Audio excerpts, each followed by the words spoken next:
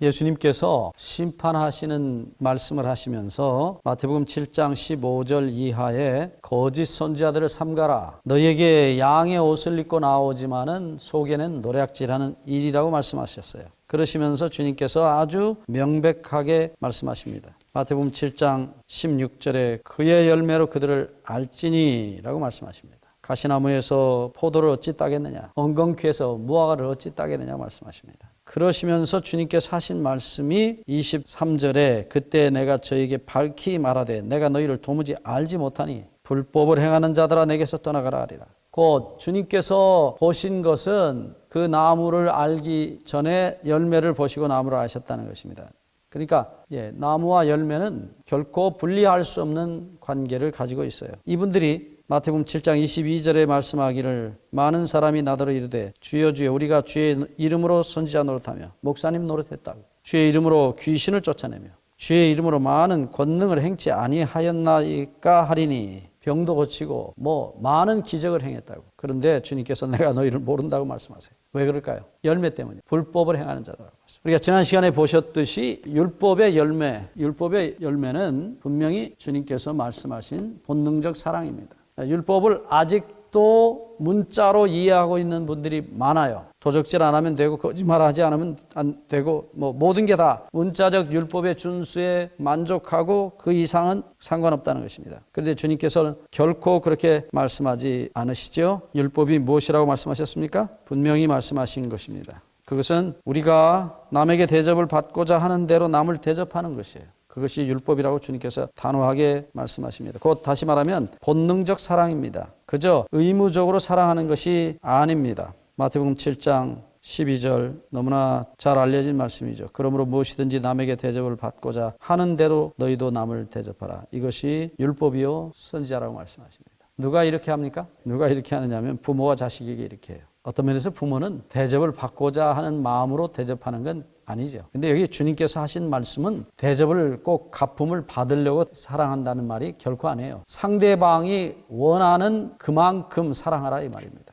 정말로 사랑하되 그 사람의 가장 마음의 깊은 바닥에 있는 소원을 정말로 원하는 것을 해주라는 표현이에요. 우리가 자식들에게 그렇게 하죠. 못해줘서 한이죠. 모든 걸 다 하는 것입니다. 그래서 이 본능적 사랑이 율법이에요. 율법의 요구를 사람들이 몰라요. 아직도 모릅니다. 그렇기 때문에 죄를 회개하지 않아요. 내가 무슨 죄를 졌냐 그래요. 왜? 내가 거짓말하는 일이 있습니까? 다른 사람 사기를 치는 일이 있습니까? 바람을 피웁니까? 내가 무슨 죄인이냐 그래요. 그러나 분명한 것은 다시 한번 반복합니다. 죄는 마음을 다하고 목숨을 다하고 뜻을 다해서 주 너희 하나님을 사랑하지 않는 것이고 내 이웃을 내 몸처럼 사랑하지 않는 것이에요. 적당히 사랑하는 것은 죄예요. 우리는 적당히 사랑하고 그걸 사랑이라고 그래요. 율법의 요구는 다시 한번 반복합니다. 남에게 대접을 받고자 하는 만큼 그 사람의 소원의 모든 것을 다 이루어주는 그런 사랑입니다. 이것은 거듭거듭 말씀드리지만 본능적 사랑이에요. 그래서 주님께서 이 말씀을 하시면서 하신 말씀이 마태복음 7장 11절에 너희가 악한 자라도 좋은 것을 자식에게 줄 알거든 하물며 하늘에 계신 너희 아버지께서 구하는 자에게 좋은 것을 주시지 않겠느냐. 그러므로 무엇이든지 남에게 대접을 받고자 하는 대로 너희도 남을 대접하라. 이것이 율법이라고 말씀하셨어요. 예수님이 이 앞에 분명히 부모가 비록 악하고 정말 못된 인간이라 할지라도 자기 자식에게는 본능적으로 다 주는 것처럼 하나님 너희 아버지께서 너희를 그렇게 사랑하신다. 그 아버지 하나님의 마음을 그 마음의 소원을 이루어드리는 것, 그것이 율법이라고 말씀하세요. 우리가 교회에서 성령의 열매에 대한 기억절을 잘 외웁니다. 그것이 전부가 아닙니다. 그렇게 사라져야 되는 것입니다. 그렇게 사라지려면 거듭 이야기하지만 이 율법의 사랑의 나무가 우리 안에 심겨지지 않으면 그 사랑의 열매는 결코 거둘 수 없습니다. 많은 사람들이 자신들이 율법을 행하고 있다고 생각합니다. 아닙니다. 우리 중에 율법을 지키는 사람 한 사람도 없습니다. 로마서 8장 7절 다시 말합니다. 육신의 생각은 우리의 본성입니다. 우리가 타고난 우리 아버지로부터 물려받은 우리의 육신 속에 들어있는 본성은 우리의 유전자는 결코 하나님의 법과 원수가 됩니다. 지키지 않아요. 사랑하지 않습니다. 동시에 사랑하려고 해도 이게 사랑이 안 되는 거예요. 사랑하지 않는 정도가 아니에요. 이게 되지 않는 겁니다. 문제는 되지 않는 거예요. 지킬 수 없다는 사실입니다. 왜요? 우리 속에 사랑이라는 유전자가 없기 때문이에요. 본능적 사랑의 유전자는 없습니다. 그래서 우리는 율법을 지킬 수가 없습니다. 이 율법이 지켜지는 것은 우리 안에 본능적 사랑의 나무가 심어지고 성령께서 그걸 길러서 열매를 맺혀주시지 않는 한 우리의 힘으로는 결코 그렇게 할 수 없습니다. 그렇게 할 수 없는 것이 당연한 일이에요. 왜 안 되느냐? 그것 때문에 안타까워하고 괴로워하실 이유가 없어요. 그건 너무 지극히 당연한 거예요. 지극히 이기적이고 지극히 욕심 많고 지극히 교만한 것이 죄인의 당연한 모습이에요. 그것을 가리고 보이지 않게 하고 합리화하는 것은 위선이에요. 그건 더 무서운 죄입니다. 자신의 죄를 인정하는 것이 차라리 희망이에요. 그래서 장녀와 세리가 먼저 천국에 가는 것이에요. 그들은 자신들의 죄가 다 밖으로 노출돼서 다 드러났기 때문에 자신들이 죄인임을 알아요. 그래서 그들은 먼저 회개하고 먼저 하늘에 갑니다.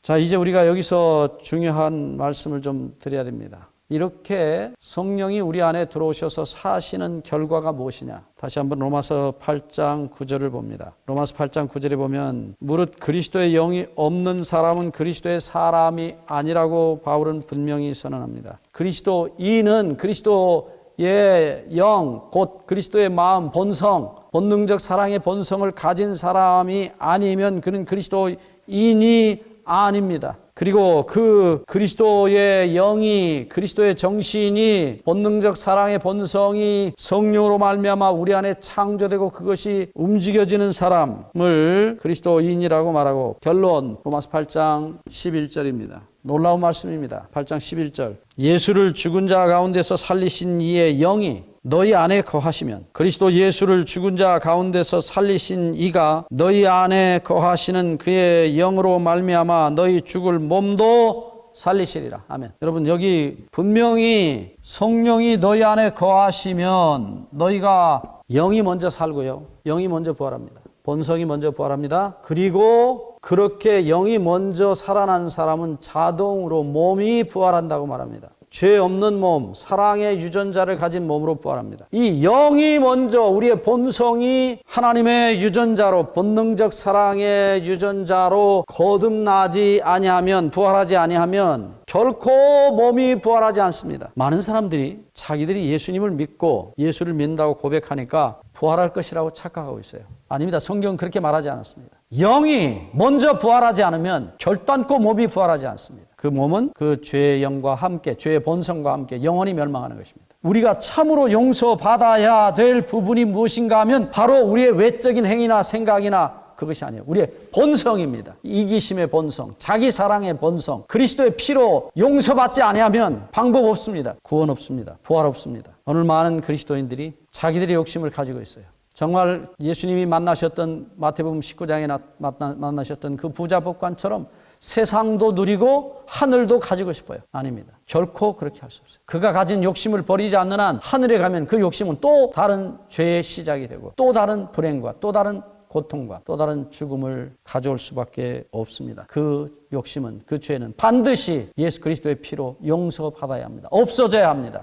그렇게 하지 아니하면 예수 그리스도의 본능적 사랑의 본성이 우리 안에 창조될 수 없어요. 죄가, 욕심이 머리끝까지 가득한 사람에게 어떻게 하나님께서 새 마음을 주실 수 있겠습니까? 그것은 결코 아닙니다. 그가 선택한 재물, 그 부자 법관이 선택한 재물과 함께 그는 영원히 사라졌습니다. 얼마나 어리석은 사람입니까? 영생 얻을 수 있는 길이 너무나 분명히 앞에 있는데도 그는 그것을 버렸어요. 그래서 오늘도 성령께서 우리를 위하여 그렇게 기도하시는 것입니다. 말할 수 없는 탄식으로 우리를 위하여 친히 간구하시는 것입니다. 로마서 8장 26절에 이와 같이 성령도 우리 연약함을 도우시나니 우리가 마땅히 빌 바를 알지 못하나 오직 성령이 말할 수 없는 탄식으로 우리를 위하여 친히 간구하신다고 말씀하십니다. 이 성령의 기도 소리가 우리 모두에게 들려지기를 바랍니다. 감사합니다.